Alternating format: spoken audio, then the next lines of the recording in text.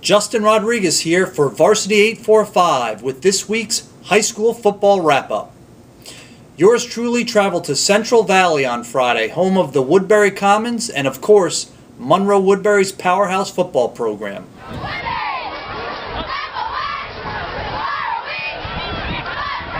Complete to Ricky Giraldo on the slant. On Friday, Warwick was coming into town for a showdown that never happened. Monroe-Woodbury cruised to a 33-0 win in a rematch of last year's Class AA playoff semifinals.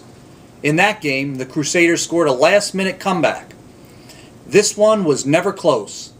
Mr. Consistency, Monroe quarterback Kevin Carr, tossed for 249 yards and 2 touchdowns. He rushed for 72 yards and another score.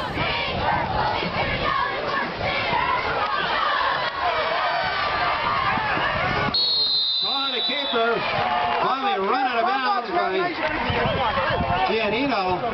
Not before another Crusader. Meanwhile, Monroe's defense pitched a shutout. Warwick was seeking its first win over the Crusaders in 34 years. Forward to it all season, preparing everything. We know they're a great team. We know it's going to be a big battle out there.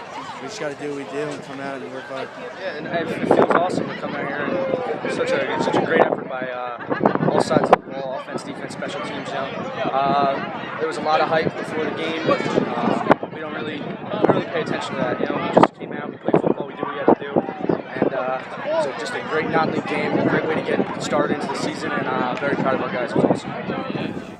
Next up for Monroe-Woodbury, the Crusaders host Newburgh on Friday in a match of Class AA powers. Be there.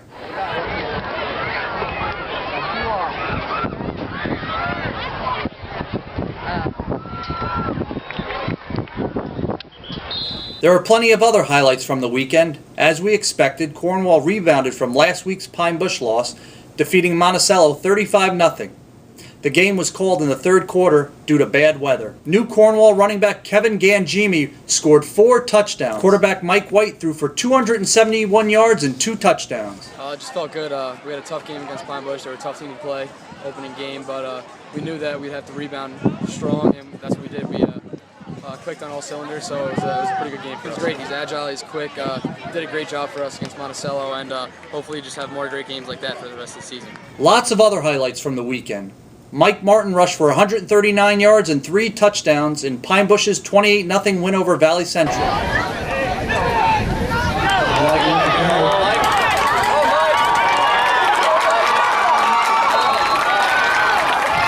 Dylan Eller added 163 yards for the Bushmen.